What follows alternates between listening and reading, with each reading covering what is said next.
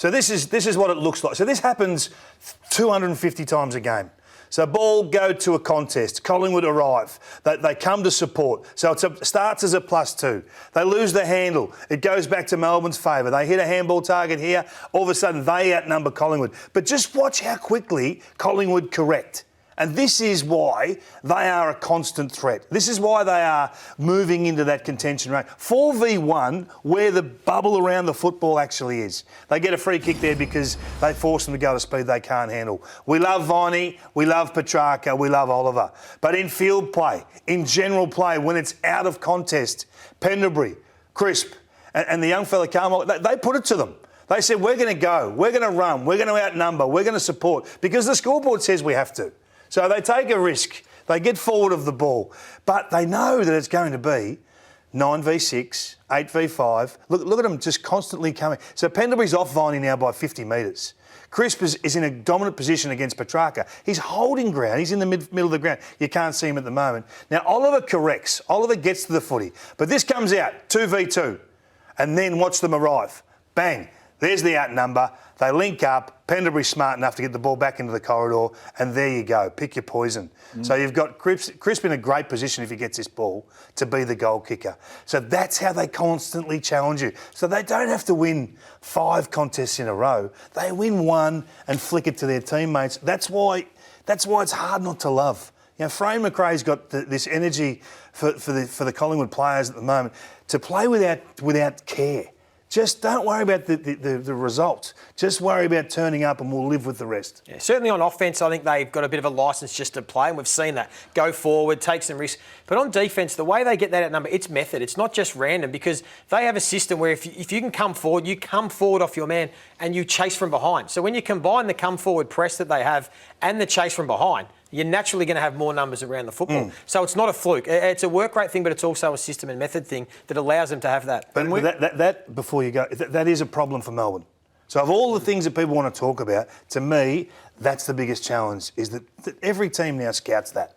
It says, what actually happened? How can those guys have 40 touches each and yet in the second half look gettable? But I laughed your bit of vision that was a while ago now where May was throwing his...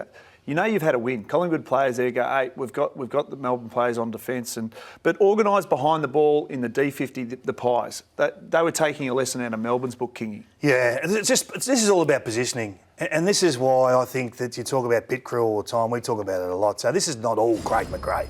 So I think Justin Lepage has a major hand in this. Just have a look where the ball's likely to go. Play the percentages. Where's it likely to go? What reference point have you got off your man? And do you support? Do you arrive to outnumber? They've always got great numbers behind the ball. And if they haven't, you know what? They're getting there in about 3 seconds. So I love what they're doing behind the ball, which gives them the freedom to play a little bit different with the ball, to be a bit more aggressive, to be a bit fluky. Because even if they make a mistake, the goalie drops that mark. Don't worry, the numbers will arrive, and we'll get really good support behind the ball. So, you know, there's no secret as to why they're the third best in the comp without the footy at the moment, and they've got a D50 that's top 3 as well. Even when they're one-on-one, don't panic. Numbers are coming. You get a bounce here, a bounce there, and then step through and let's go. So it's really exciting what they've done. I know we haven't always recognised what Collingwood are doing, and you know what? It may fall apart in the last 4 to 5 weeks of the season. But right now, let's just respect what they've done over the previous, 5 or 6 months. That's a great call. And their defence, while we're on the defence, Braden Maynard, a big part of that. Well, you mentioned the word aggressive. And when you think of aggressive, and I spoke about the come forward, no one epitomises it more than Braden Maynard with his ability to come forward off their man. And they are aggressive with everything they do, Collingwood, both on defence and on offence. And Braden Maynard, as I said, epitomises that. But this defence that we're touching on, you need 3 things to be really strong. You need to have the personnel. So they have the players in their back half that can actually defend.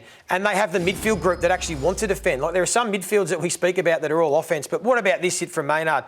The ability to come forward. So the method's there, the personnel's there, and then you need to bring the effort. You need to bring the effort as well for it all to click.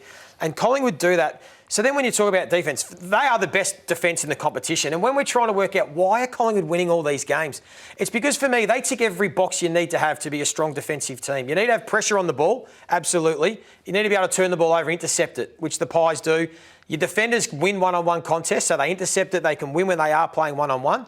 And then when they have to defend, and they have to, like you just showed, they're organised inside their defensive 50, they don't allow teams to score. So when you said Melbourne should have been 8 goals up at half-time with the dominance, the reason why they weren't is because Collingwood can defend. And then you think about, okay, so why are they playing in all these close games? And it's sort of no real fluke that because of their strong defence, in these 11 wins, no one's kicked 90 points against them, or more than 90 points. And Collingwood aren't a team that can kick a massive score themselves. So they're playing in a lot of close games because they're not allowing teams to kick big scores, even when they're dominant. And then Collingwood probably don't have the firepower at the moment in the front half to kick a big score. So they're playing in those close games. But for me, they are the best defence in the competition, and that's why they're getting the wins that they're getting.